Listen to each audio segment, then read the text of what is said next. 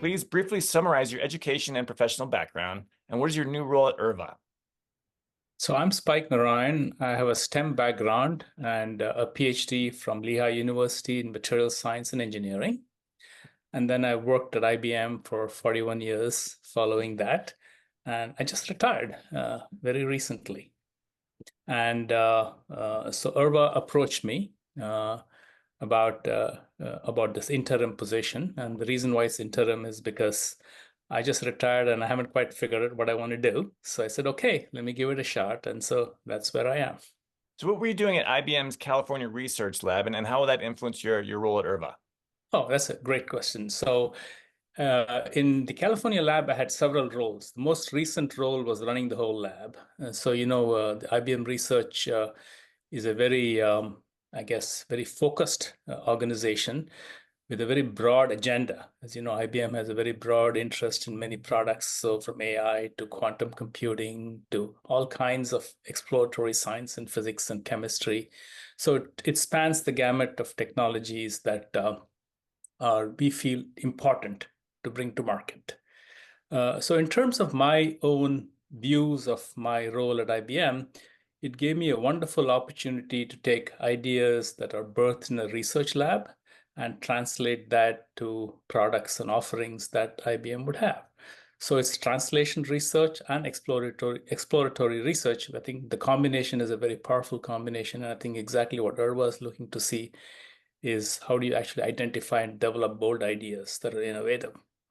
Okay, thanks. Just to clarify, ERVA is the Engineering Research Visioning Alliance. And what would you describe their role in the engineering community, and how do you help plan on developing that role further? So their role is a very interesting one. As you know, it's an initiative and funded by NSF, and I think it's a new role that NSF is trying to kind of figure out. And it is how do you get the engineering community to look out 10, 20, 30, 40 years out in time, right? Because if you look around you, there are lots of global challenges, societal challenges in terms of water, energy, healthcare, and you can just go on and on and on, right? And in all of these areas, I think the engineering community needs to be involved.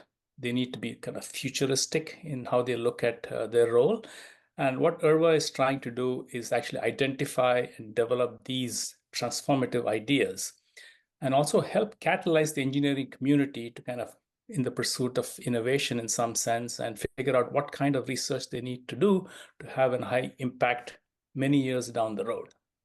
And what I would like to do in this role is help figure out how to develop these ideas better, how to get the engineering community involved in a better way.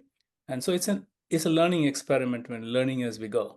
I understand that when you're working at the IBM lab, you're working with AI, semiconductors, and quantum computing. Do you think that those have a role that can fit into the future of engineering? Oh, absolutely. In fact, one of the great things about futurist thinking is it's always cross-disciplinary. It's never confined to one department in a university or an industrial lab. And what we did at IBM was all about cross-disciplinary research. So the training that I have is really trying to figure out how do you get computer scientists to work with physicists and chemists and things like this. And if you look at all of the topics that ERVA is starting to look at, they all involve very multidisciplinary teams. And so I think trying to figure out how to speak the languages of very different engineering or scientific communities is part of the game. Could you go a little bit into the specifics about what some of these things might look like? Even though I know you're new to ERVA, but maybe you could say how you did that at the IBM Research Lab and like take me through a little bit of specifically what this might look like and what you have in mind. So if you look at research ideas, right, research ideas are born in a lab where you do an experiment with a beaker and you come out with, hey, aha moment. But then taking it from a lab and a beaker where you do things at, say, 5 milliliters or half a milliliter scale to something that you have to do in tons and liters, that translation work is mostly engineering.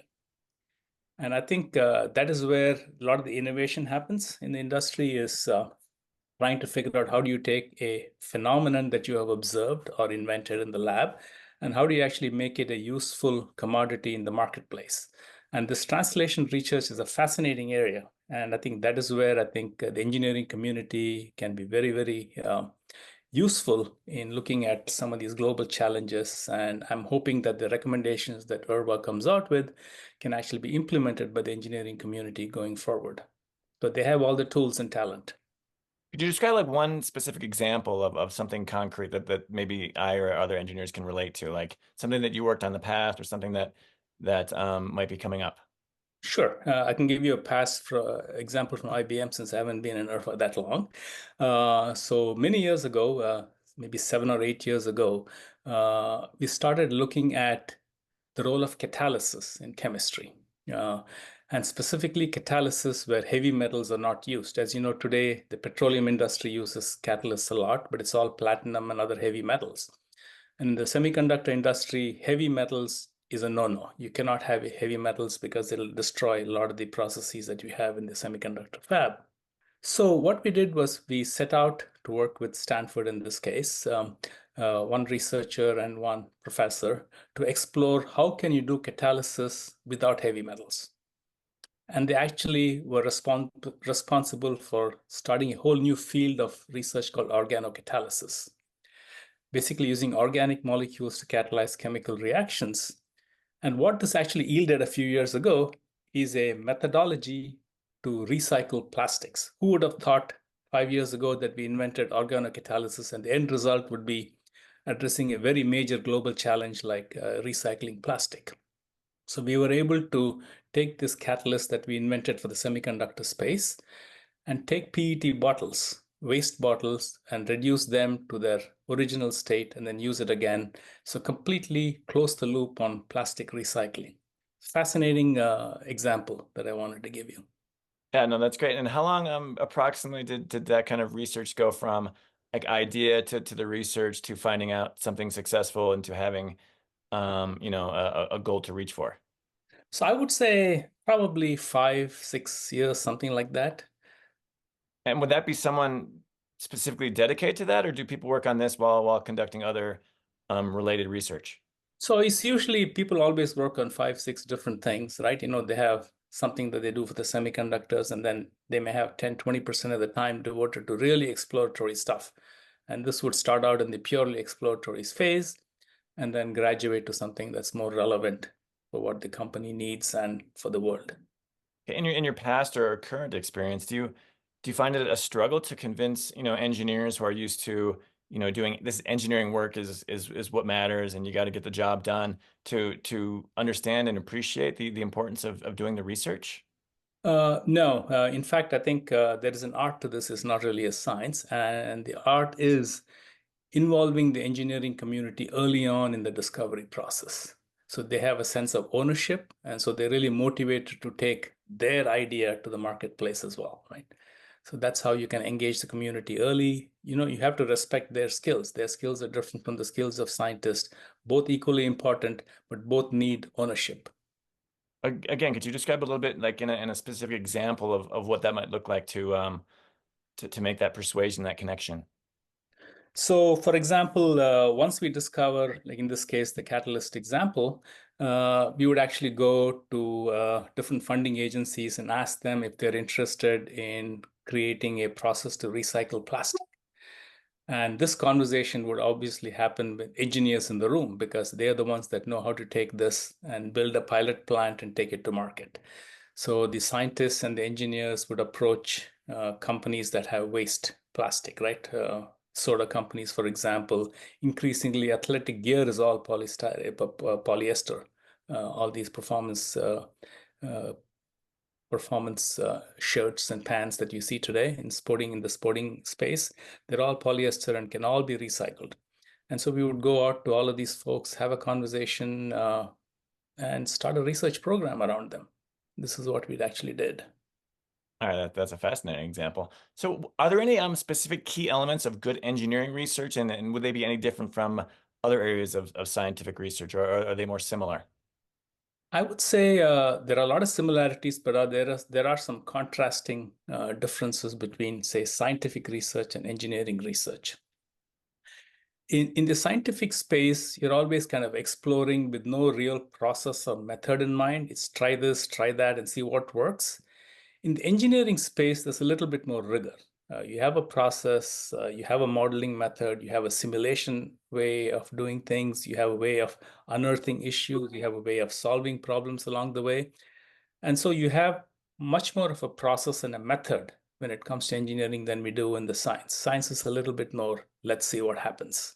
Engineering, you have a commitment, you have an end goal that is very clear. You have to build a bridge. You're not dreaming about what a bridge might look like. You just have a drawing and you go from it to build a bridge, right? So you have a process and a method, which I think is the big difference between engineering and science. And is the engineering research typically like science research in a university or in a lab like yours, or can people do that out in their offices and in their fields? Is there such a thing as like a commercial engineering research divisions? Well, there are. It depends on the field, right? Like, for example, if you're talking about civil engineering, you cannot be sitting in your office and doing research other than doing some modeling, perhaps, right? In the area of computer science, you could probably be sitting in your office and playing around with algorithms and so on. So it depends very much on the field, the kind of capital investment one needs to do the work. That's what usually differentiates various kinds of fields of study.